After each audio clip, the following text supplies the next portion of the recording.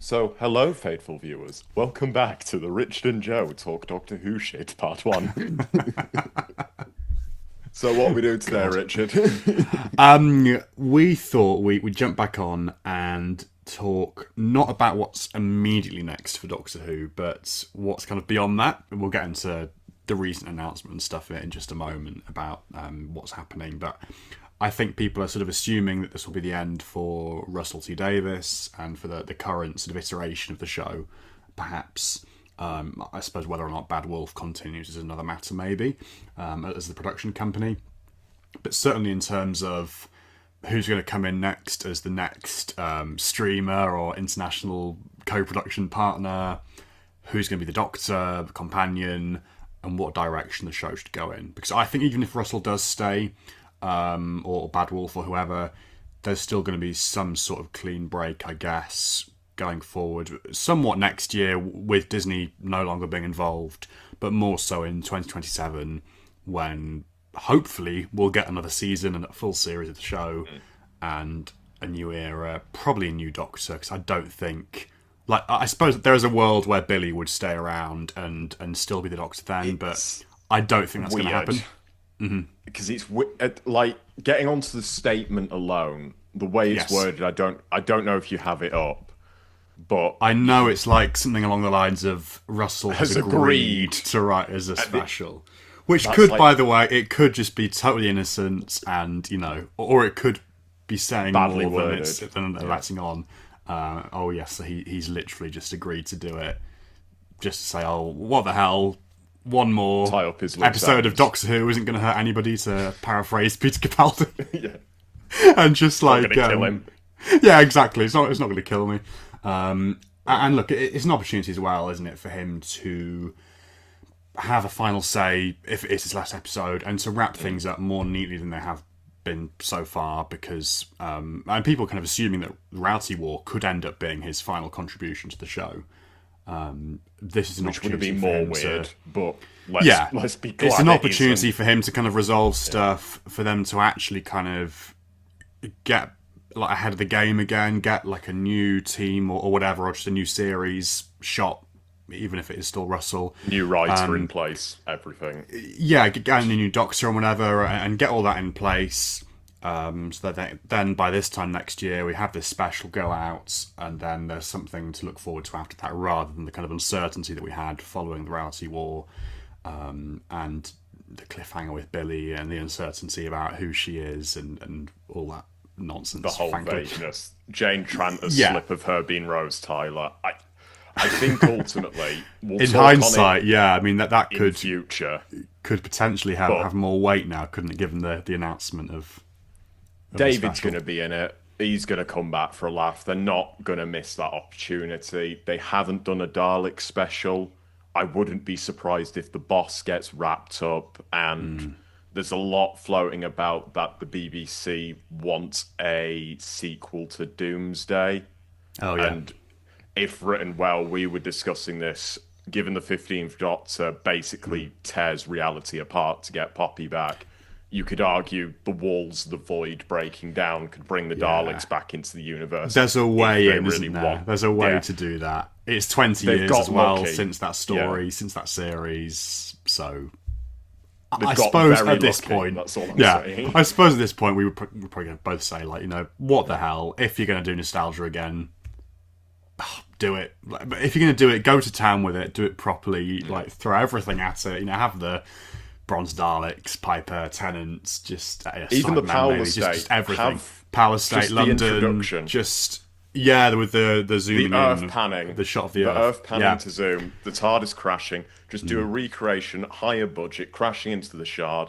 Then it hits the Powell estate. Just do a complete recreation with more money this time, obviously.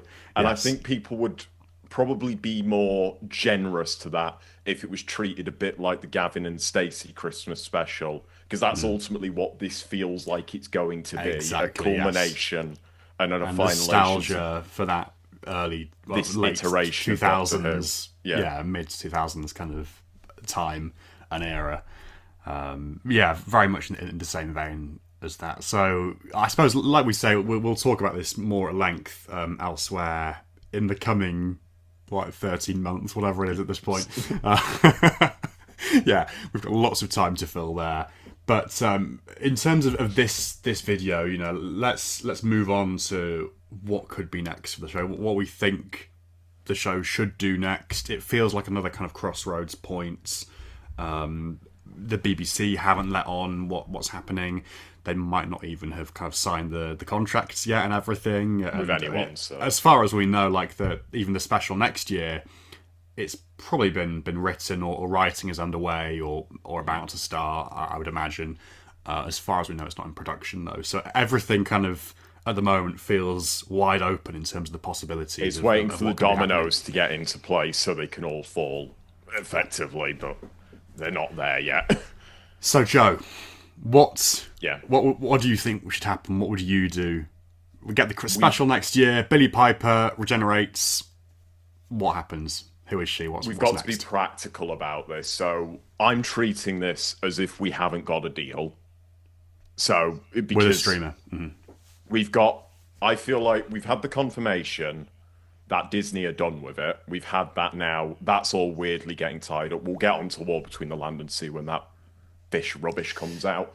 We'll get onto that on a separate topic, but we shall see. I reserve judgment. Reserve judgment, personally. But clearly, that's like the unwanted child of a couple. It's just like neither party wants it, so they're chucking it out at separate times of the year. It is sad how like it's a repeat of what happened with Class almost, where like you get a spin-off in a gap year or something of a gap year, a kind of hiatus period for the main show.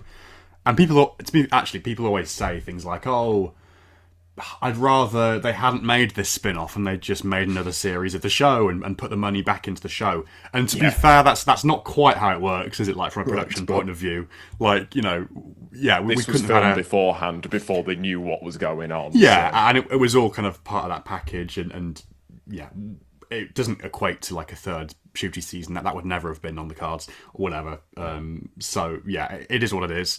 But yes, that's there to look But in a similar vein to this is going to be, and probably the way we've talked about how it's going to be marketed and should be marketed, they need to, when they market this, remove any attachment to this guy, just get rid of the Doctor Who handle, just advertise it as the War Between the Land and Sea, let it be its own 9 p.m. drama or whatever it's going to be when it goes out. I think, and particularly with it going out around Christmas as well, there's an opportunity to do that and to make it, if the BBC want to do this and have enough faith in it as well, to like make it the big Christmas sort of thriller, political thriller, crime thriller that always is. There's always one of those, like a crime drama or like an Agatha Christie or something after Christmas in that week, like Boxing Day, and it goes out over the next 3 or 4 nights.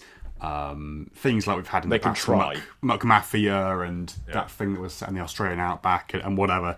It could be in that vein, and it depends, I suppose, whether they want, or whether there's other dramas that they have more faith in that they want to give that treatment to. But it would be nice to give it a fighting chance.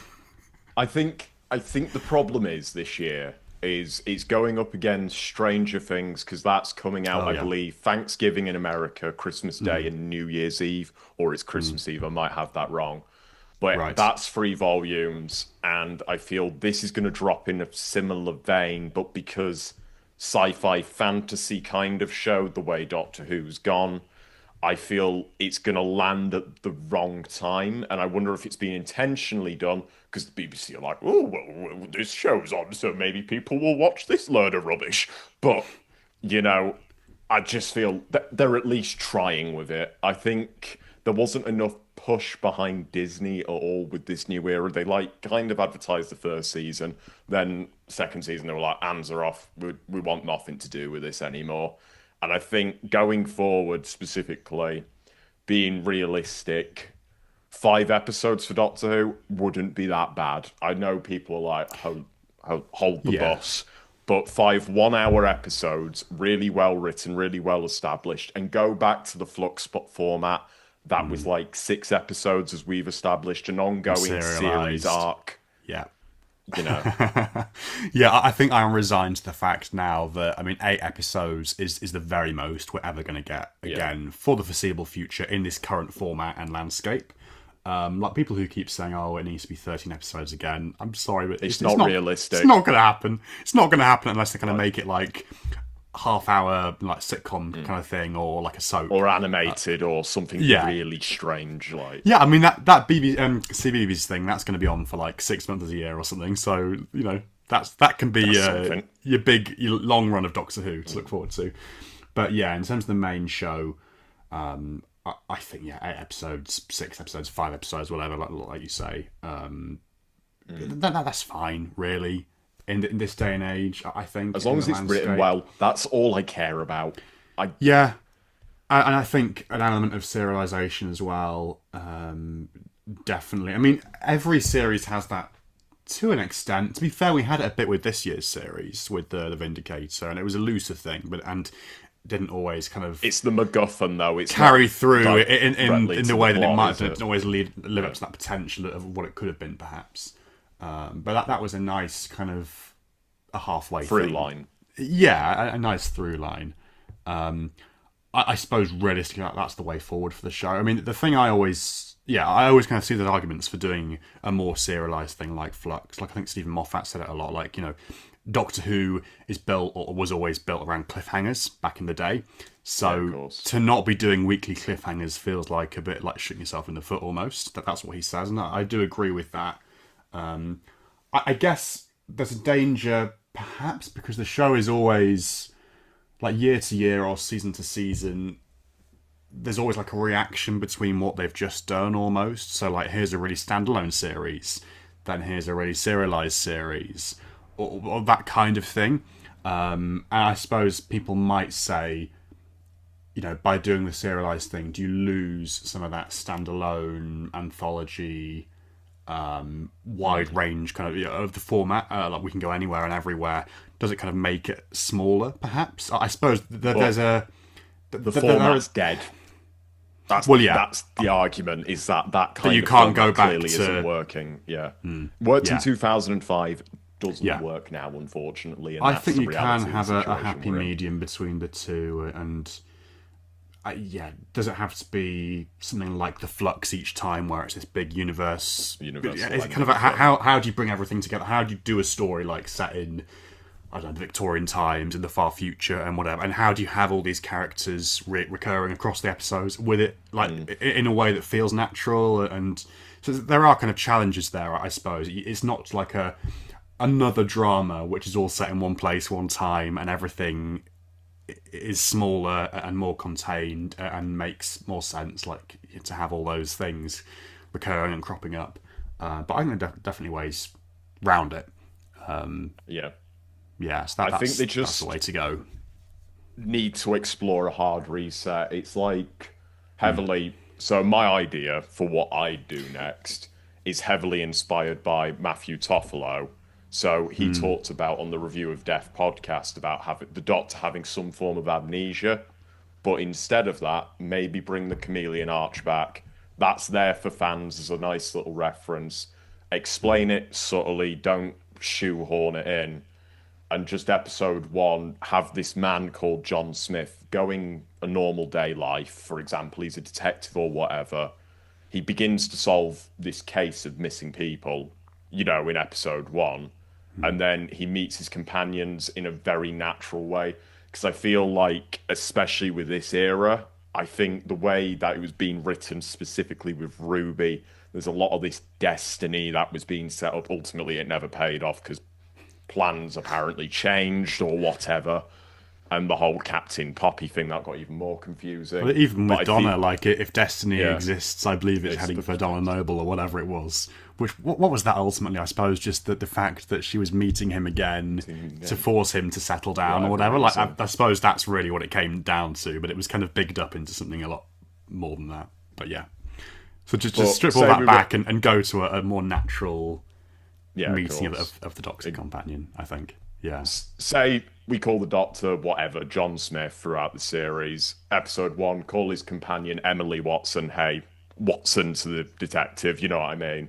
He goes to inspect, like, whatever's going on in this episode. I highly suggest have some good iconography in there, a bit like the Autons, but that's from the 70s, a bit like in Rose. but maybe have something from the RTD era, the first one, like the Jadoon, but have a new monster, as you said, because you said the silence were very well executed. Have a terrifying new monster When that's they just, came into it, yes, yeah. yeah, Yeah, if you have single-handedly. a good new monster to kind of launch a Monster. series with that's something that does draw people in and is like, oh, okay, yeah. Makes people And you've sit still up and got go, some of the right. old iconography there for the fans, and then just treat it a bit like a detective special, a bit light-hearted here and all there. And then the idea that we really love is like kind of an abandoned TARDIS in an alleyway. Yeah. That's just a bit like going back to that thing the Knife Doctor said, just let it become a strange little box on a street corner, and over the years, the world will move on, the box will be buried. And the Doctor doesn't even realise himself That what he's it walking is. past it every day to Yeah. work, you know what I mean, and is subconscious. But like treat the chameleon arch gradually through the series, he starts doing more and more doctory things. So for example, in episode 1, the Jadoon would scan him, would see that there's alien traces of DNA. They run to the police box for refuge, but previously when the said companion earlier in the story tried to open, it wouldn't open, but magically it opens like Narnia, and then they discover the inside of the TARDIS. And then we were talking about this for the rest of the series, kind of treat it just as solely set in London if it has to be budget based, but focus on more the time travel element. So, for example, for some reason, the TARDIS takes them to the future by accident, then have a past story, that nice format he had in his earlier run, Russell. A bit inspired, because I don't hate all of his work. I think his earlier work is excellent. Just the current work is weird. And then go big bombastic with aliens. My plot point for episode 2 would ultimately be show how the aliens aren't the villains, have them as a renegade group maybe, and Right. then also have the human as the villain element. But in episode 2, a key plot point once again, like the Doctor's forgotten memory about the overall series, that this would be linked to a very important role would get introduced, which would be a star soul connected to an android child. And the Doctor's a bit taken back by this, doesn't realise why at the time, but starts crying. She asks, "Why are you crying?" He's unsure. Then for the rest of the series, he'd see a vision of a child. And then they'd go back to, say, Victorian times where he's hidden the chameleon arch, the fob watch, once again in episode 3. The TARDIS takes them there because it's all coincidental and the TARDIS is trying to bring the Doctor back out. And you'd have, like, almost a story I think that's a bit untapped in history is Jack the Ripper has never really been covered. Big Finish might have done stories around it, but I think you could do a really interesting story that maybe it's an alien entity going around committing these murders, and maybe it's an Right. ex-time agent, like Jack the Rifter or something. There's like a mistranslation in the episode because and then they discover there's a hit list, but as they're from modern day England, they know these famous people in history don't die, like Queen Victoria, amongst others. You know what I mean? So they'd put a stop to this plot. Then eventually, the companion would build a relationship with the TARDIS throughout the series. Because I think that would be a really interesting way doing it. That it's not John Smith that necessarily solves what's going on because he's not fully there yet. He's not fully the Doctor, but the companion starts to ask his lineage, and the TARDIS basically helps translate to her how to function it, bring back the telepathic circuits, gets them back to modern day England. But twist ending, shock, have the big bad of the series, something like a Dalek, I don't know, just the one. And then you find out the overarching plot is effectively, my idea was it might be a bit dark for Doctor Who, that the Doctor had purposely wiped his memory because of an absolute atrocity he had committed. So the star, like soul child he had met, the Dalek was going to use to harvest a weapon effectively, because we know they're all into their temporal weapons and whatnot, and they need a star to harness it, a bit like the bit like the black hole in the heart of the TARDIS, the Eye of Harmony, related to time. So relate all back to the science of Doctor Who. Get rid of this whole mythical fantasy element, because let's be honest, we've had a bit too much of that recently. Go back to a little bit of what I call technobabble, where you could write a plot. And then by the end of the series, you actually find out the Doctor didn't kill the child. It looks like it in a white gaze, but the Dalek just operated a time corridor in the future to gain the weapon. And then by the end of the series, subvert that expectation where in episode 4, you have the climax of, holy shit, he's killed a kid. but you get to episode 5 and realise that it's been reversed. You know what I mean? And then when it's the Doctor again, because I've suggested to you that potentially to add stakes in this, the companion at the beginning could have lost her partner or something, or, you know, like an ex-partner. She's watched someone close to her that she's gained, you know, trust throughout the series for die again. And then for season 2, you can build on that and then perhaps have newer elements where she gets to know that it would basically, my series would be entirely character focused because we're really missing that. You don't feel like the Doctor and Ruby specifically are best mates or, you know, close or have any conflict at all. Yeah, no, that's really interesting. I don't have a sort of a series mapped out like you do, but yeah. I really do like the idea of the amnesia thing and the memory loss and a Doctor who doesn't even know he's the Doctor or they're the Doctor. Yeah. Doctor who doesn't even know what the TARDIS is. I think maybe that is the way to go in terms of a hard reset, because you could almost have... Yeah, you could almost have even just the Doctor loses all their memories of everything, and there's some stuff that never gets reintroduced. So like, and then you could kind of reintroduce stuff like the Daleks. Like the Daleks know who the Doctor is, but the Doctor doesn't know who they are.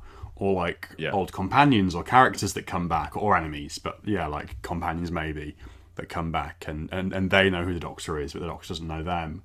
And I suppose that there's mileage in that as an idea, because I suppose that is really a thing, isn't it, that we've had in these most recent seasons, this sense, and ultimately kind of a slightly misguided sense, I think a lot of people would say, that we need to have all these callbacks, we need to play up to the fact of this Whoniverse idea, this idea of a massive Doctor Who universe with 60 years worth of history and legacy and all this stuff that's happened, and we need to kind of keep referring back to that and honouring it and paying tribute to what's gone before.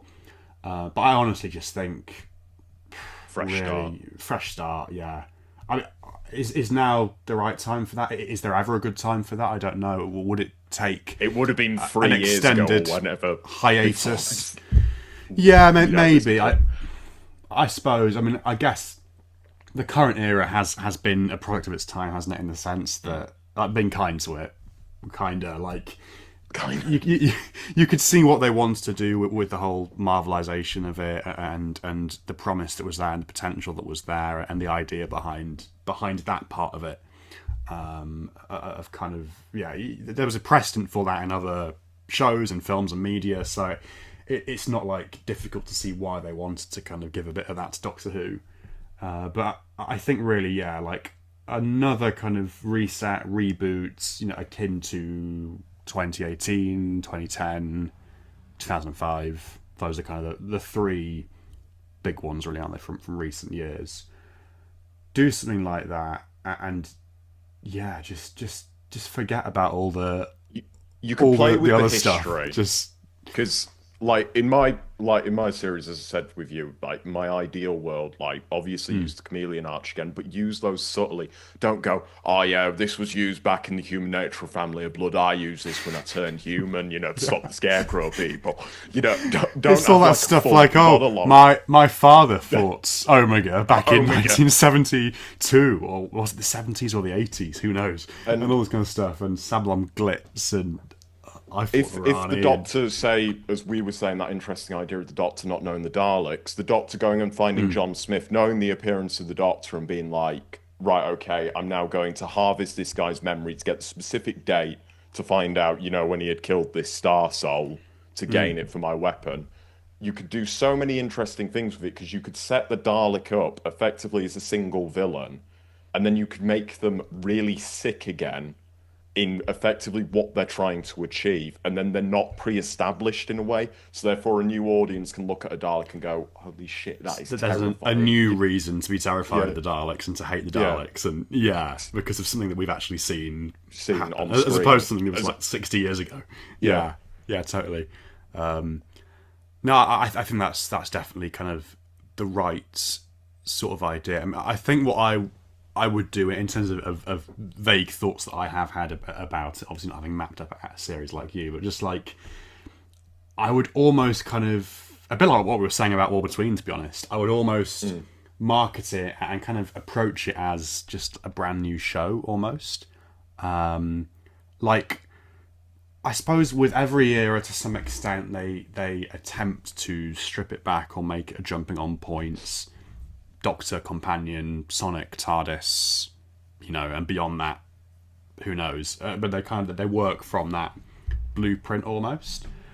But it's tricky when you have got all this history and how I don't know, how do you kind of do something new whilst also honouring the past and not making it like a completely different show?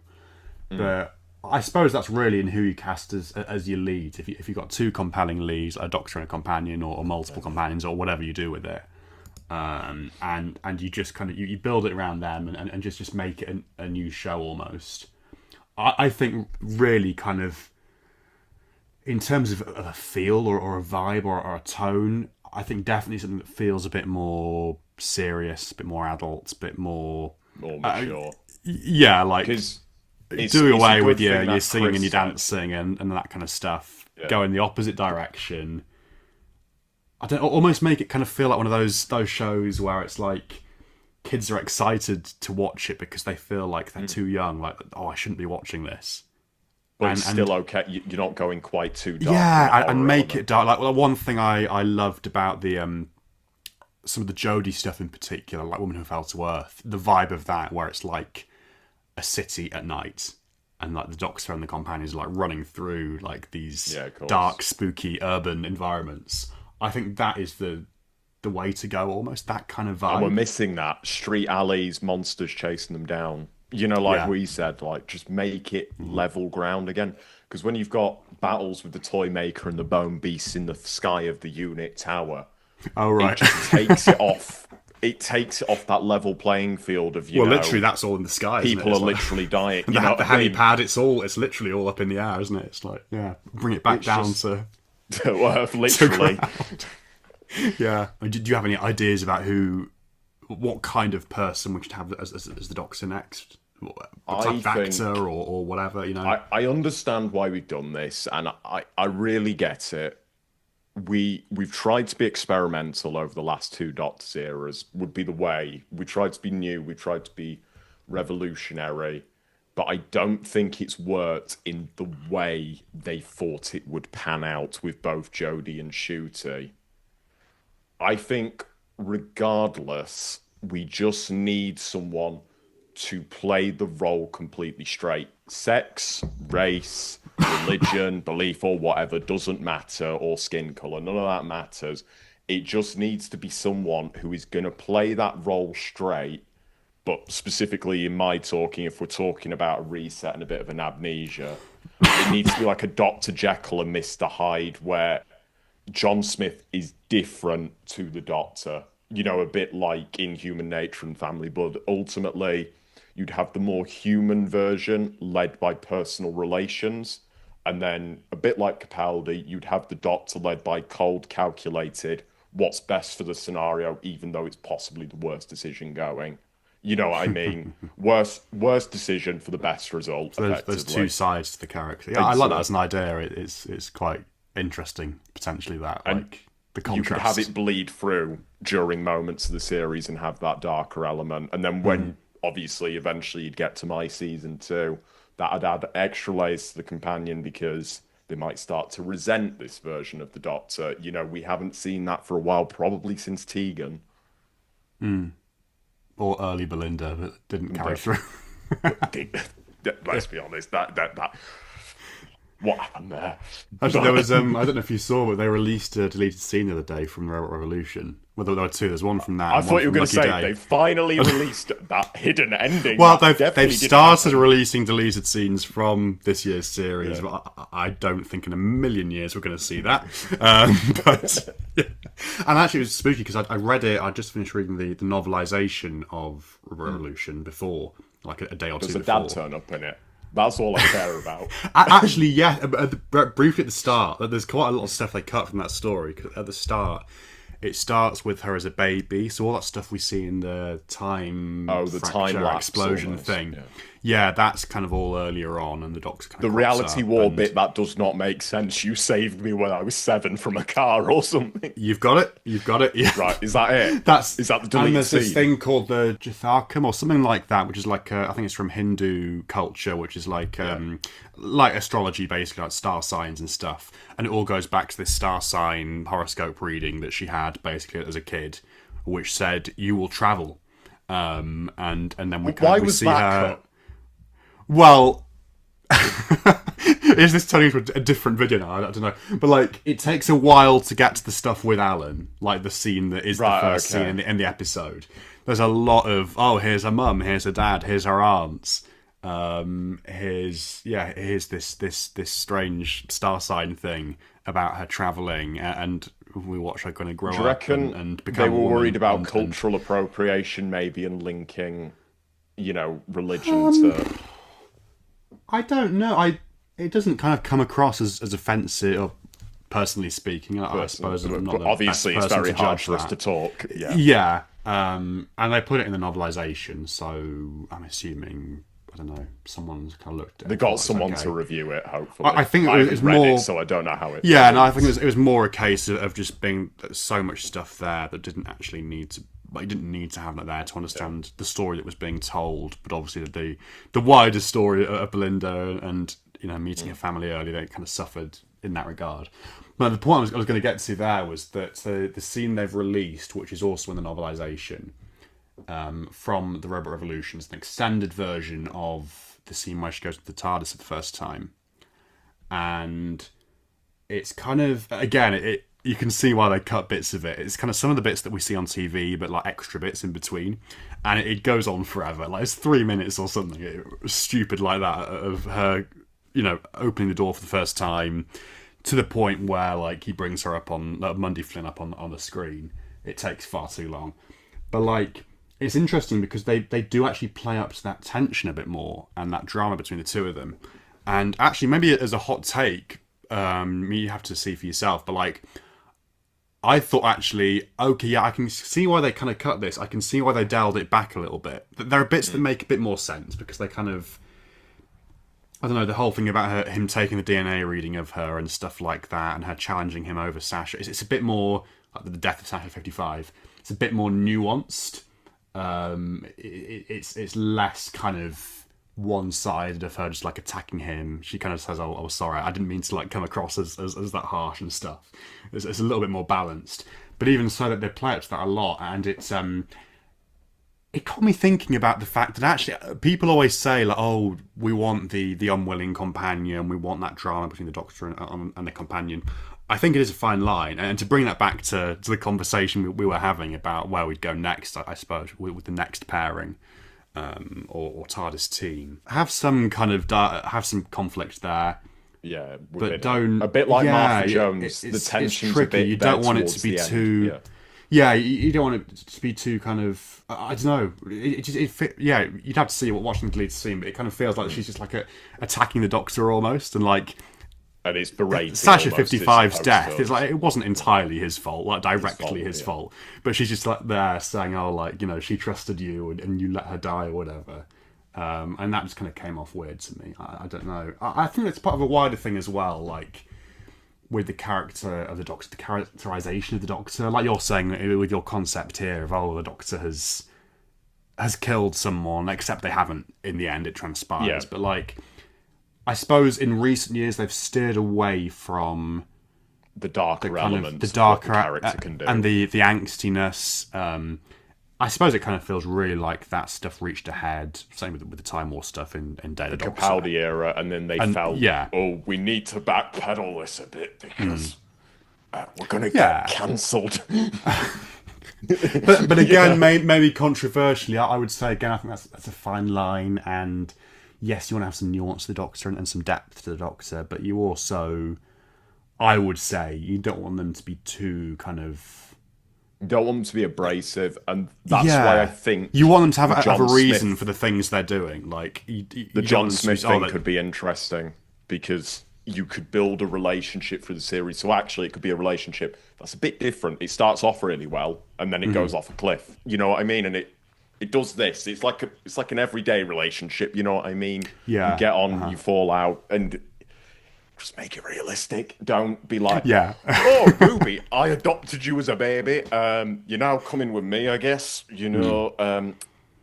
Yeah, and yeah, we're busy mates. Because with this By the deleted time we scene, get it's to the almost Beatles. like you watch it and you watch Belinda like having a massive go at the Doctor, and then you almost think afterwards, if that version of events had played out, why would the Doctor have wanted to take her back to Earth? Like, why would he have wanted to have anything to do with her? He would have just wanted to say, like, well, you know what, Belinda, actually, okay, you've been I've maybe not been the best person to you, but you've also been quite antagonistic to me. So yeah, shove you out the TARDIS, leave you on your planet that's been named after you, and you can just stay there. Obviously, season 2 was rewritten. It's no secret about that, is it? But you could specifically see that it seems episodes 1, 2, and 3 were more heavily rewritten than the rest of it, just because Belinda is a little bit different as of episode 4 onwards. I know she's not really in episode 4, but she seems a bit tamer in character, almost like Ruby There's could less fit into that there's role. less there almost, isn't there? Yeah. Like she could just be any companion almost. Companion. And it's like, I get, but commit to the bit. Listen, we don't know what happened behind the scenes. There's a million different stories. There was a new article regarding Millie Gibson denying whatever had transpired, you know, about her being sacked. I don't think she was fired. I just think, bit like Shooty, what's been rumoured, we're not going to get into speculation, but there might have been a bit of a diva. You know what I mean? You don't really know what's gone on.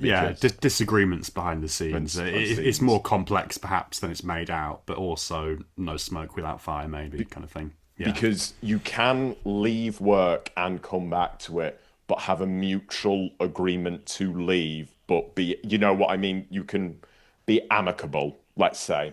You can be professional about it, and maybe she had certain disagreements. Because to be honest, you've got to remember, she was 19. She was very young, wasn't she? Yeah, she was really young. She was young. 19. Like, compared to other companions, it's kind of crazy. Yeah. Was 73 yards the first episode shot? I've got that right. And fine time. Yeah, and on bubble. Yeah. Yes. Well, at the end of it, I suppose. And You've got to remember, she was on her own. So they kind of shafted her in a way because she didn't have the lead role there. And that's a lot of pressure to carry for a 19-year-old. So you don't know if that's where it all started. Yeah, it is like kind of Eccleston.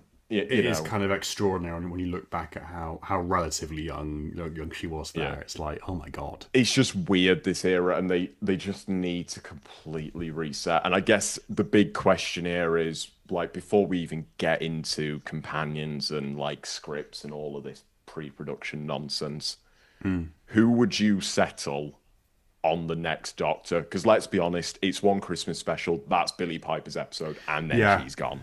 That's you see, what I've thought for a long time, pretty much since Jodie left, to be honest. I was always saying, that the next Doctor after her should be another woman. I think, to be honest, now, given that we've had like a former Doctor back, we've then had like the first like person of colour to play the role full time as well, like, and back to a man again, and now we've got like a former companion as the Doctor. Like, it feels like anything is possible, and with the Timeless Child as well, it's certainly, like, I'm sure within our lifetimes at some points we will get like Doctors of other ethnicities and things, and you know, like, you can just tell, maybe not straight away or not, like, I don't think there's kind of as much of a feeling of, we need to cast a Doctor more diversely as there has been, because they've kind of done that now, and like that's now on the table as a possibility.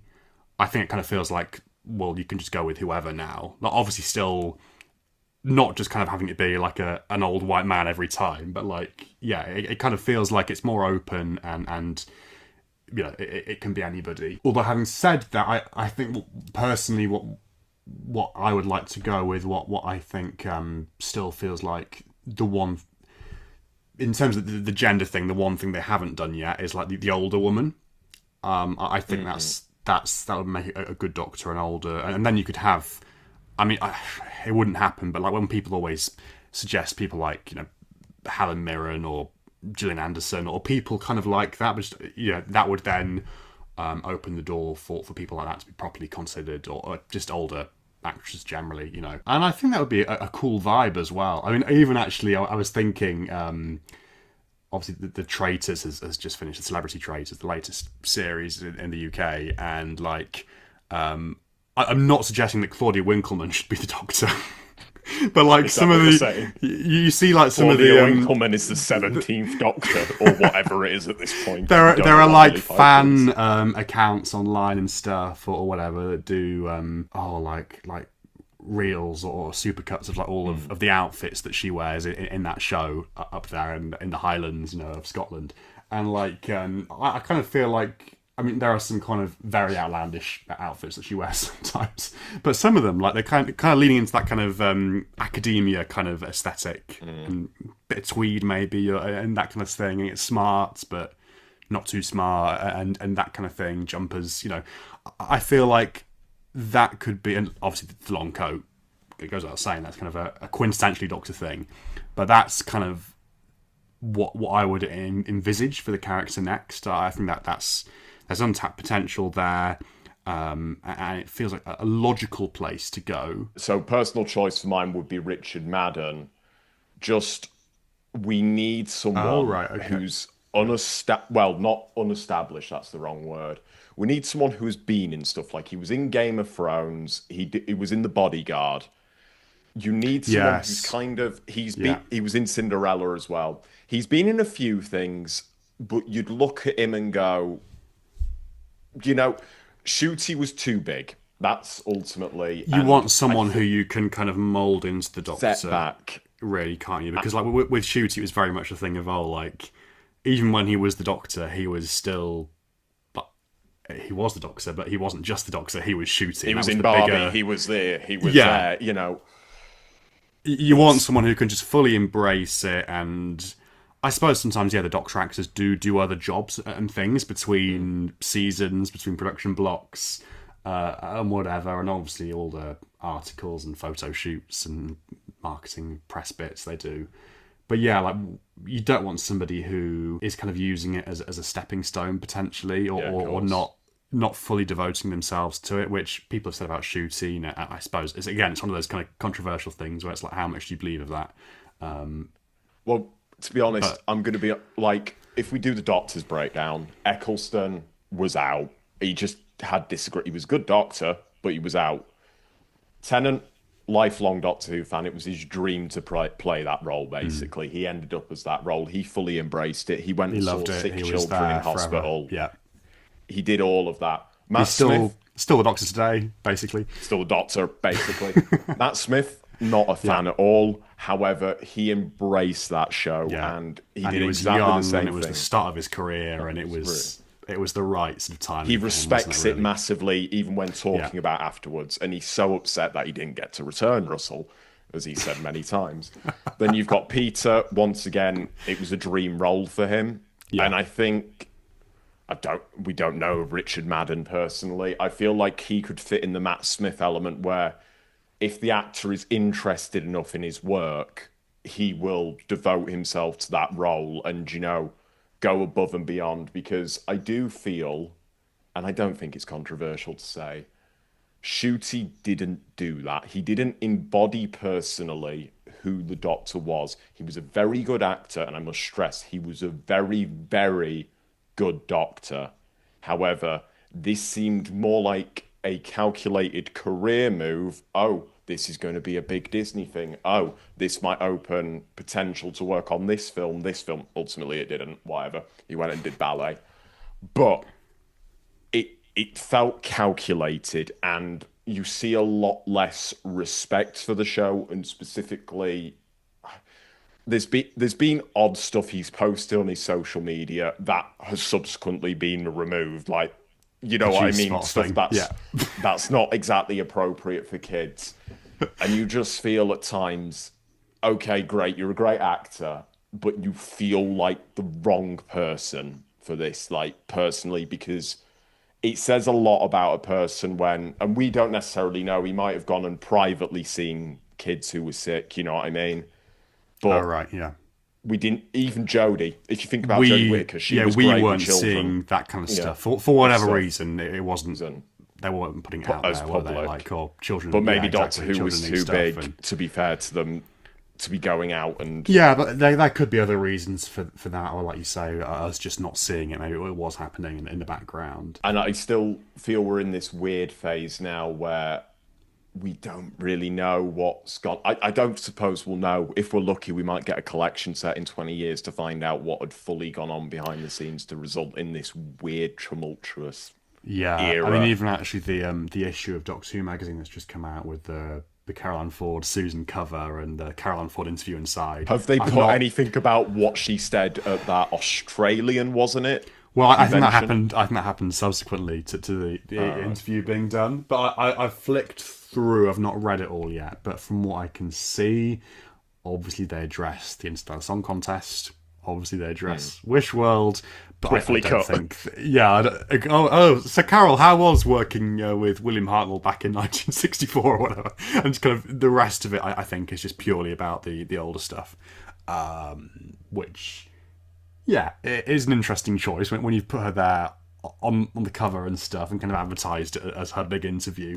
But I get obviously why they can't just spill everything as much as we want them to. Like why this stuff kind of has to That they'll be embargoed remain to hell, unsaid like- and not to sound cynical about it, but obviously just kind of protect each other's backs and to I suppose once something got out or once someone said something, it would just be like a whole domino effect of, oh, there we go.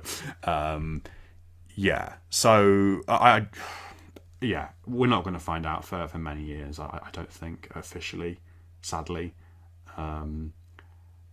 But yeah, maybe that's what we need to do. Get all the actors and the crew out to Australia to do a convention.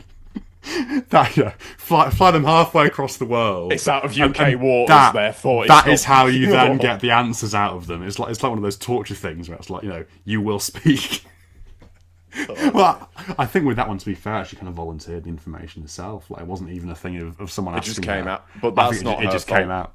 No, I think, and like because her contract expired when the series went out, so. And hopefully she'll be back anyway next Christmas. Fingers crossed.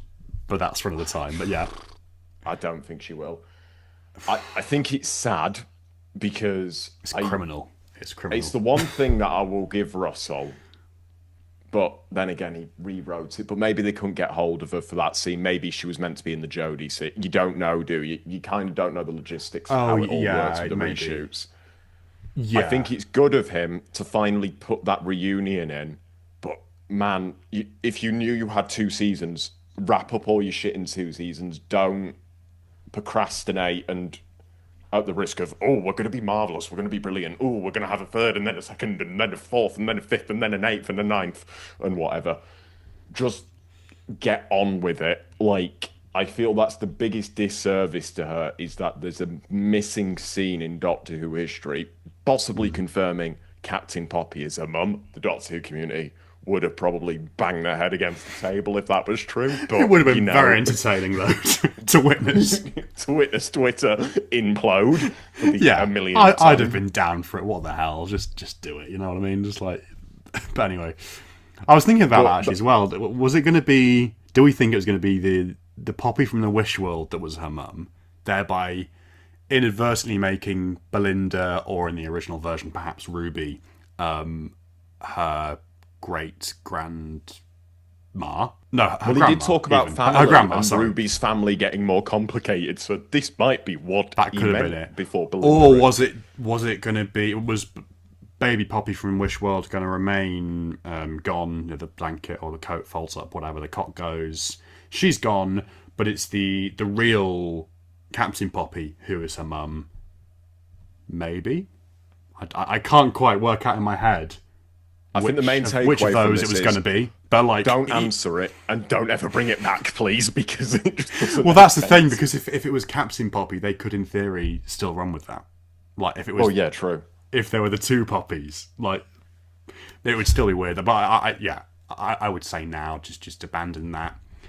Have a reunion, because even to be honest, I don't think there was actually going to be a reunion between her and the Doctor in the scenes that were cut. I think if it's to believe, it was like a visual of her at the window, wasn't it? Yeah, kind of watching teaser. them, and then I'm guessing their reunion would have come in this year's Christmas special if that had been commissioned, or in a future season.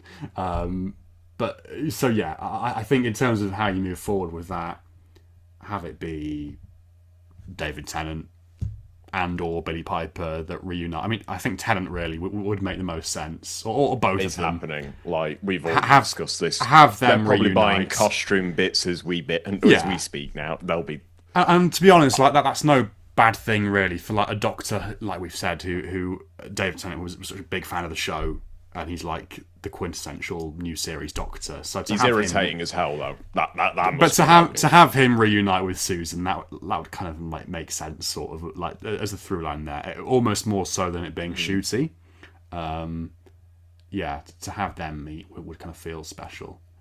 However they do it, frankly, but whether it's David or Billy or some other Doctor, just have Susan reunite with the Doctor, please. While Karen Ford is still with us and able to do it, and whatever, just write have it her in. aid the regeneration, heck, something like that. Just we need to fix this whole before this era ends. My main plea, and Russell, if you are watching, please fix this bi-generation nonsense. Just have 15 is dead. He's dead on a slab. Rose Tyler has come into the universe / Bad Wolf for whatever reason. She then molds with the 14th Doctor and becomes the new iteration. But for goodness sake, do not have Billy Piper and David Tennant still in the same universe travelling together to introduce the new Doctor. Just bring it back to one new person, or cut to black. Just something where it completely resets it, because for the last 2 years, all people have been asking is, where the hell is David Tennant? And now they've got their answer. Helped this guy out. Yeah. now that there he is. He's here. Presumably, probably, potentially. But remember, it was always the plan. It was always the plan. Well, yeah. I suppose that's the silver lining, that at least, well, in a sense, at least they left him there in a garden. It was a pit stop in case Chiswick, anything went wrong. as a contingency plan. Yeah. Gosh, lots of food for thought. Yeah, I think I would be happy if they didn't even address or acknowledge bi-generation again. Like we've had that semi-explanation in the Reality War about just it think being a fix way it, just revert keep it to the, what. Don't even need to explain it. Time Lords going. It. But yeah, also I wouldn't be averse to that. Like if it's Tennant and Piper, and it kind of feels like one of those things where it's like fans are manifesting this, like they're merging together. We're either going to look back on this time and think, oh yeah, fans literally did manifest that, or like how wrong we were. Like it wasn't that. That was only ever like something that fans believed would happen, and the actual thing ends up being very different. But yeah, that would kind of make sense. It would be a neat way, like you say, to kind of just pave the way for somebody else, and then they're the only Doctor, and you don't have to worry about anyone else knocking around the universe, and it's just all neater and simpler, and just I mean, perhaps that's a good place to bring this to a close, I suppose. I mean, we've covered a lot there. It'll be interesting to see the reaction to this. Let's put it like that. Yeah, congrats if you've watched this all far, the way through somehow. all the way through, and let us know your thoughts on all or any of the bits and pieces, topics discussed in this video. Lots of interesting stuff. I think it's just nice at the end of the day to know that, like, we're not on a hiatus anymore. We've got something on the way. Well, we think it's safe. I must stress this could be the last episode coming up. Got this special. The BBC seem committed to doing something else afterwards with whoever that is. And so, and hopefully over the next year we'll find out answers about both the special and what's next as well. You know what he could do? It could be a very exciting time. If it's his last episode, he might just nuke it. He might just go, right, Doctor Who's dead now. All you've got is the CBB series, folks, and that's it. And that's what it means to futures and beyond. Oh, could you imagine? Like if it just transitioned kills it. into like if they become cartoons, Mr. Ringerding comes back, and it was like the Doctor becomes a cartoon to be continued at 6 a.m. in the morning on CBeebies. That's the penultimate cliffhanger God. we're all looking for. Oh, dear. Yeah, I don't know because how's that even going to work as well? Who's the Doctor going to be in the CBeebies series? Anyway. Perhaps that's what. This. Perhaps that's what they do. They get all the legacy stuff and they just throw it into the CBeebies show. And CBeebies is then where you go for your past Doctors and monsters and companions and whatever.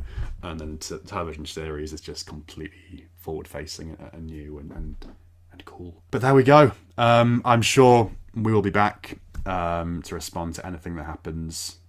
When news gets announced next coverage. week that. Yes. Yes. Miriam Margolyes is the 20th, 15th Doctor or something. Meep, meep. Yeah. And is back as the meat. And more roundtables, of course, will come as well. Go and watch our Zygons roundtable if you haven't already. Show that some love. Otherwise, it's back. Oh, get rid of that thing. Oh, wait, shouldn't it be this is back? Yeah, but I can't be bothered to get mine out of the pot over there. I'm going to do this instead. We can fight 14s versus 15s. Who wins? The thing is, will she have 15s in the special, or will she get her own? Who knows? I think we've seen the last of this. I hope so. I know you hope so, yeah. It looks horrific. I broke mine in the process of this roundtable era. Oh, God. Goodbye, everybody. Bye-bye.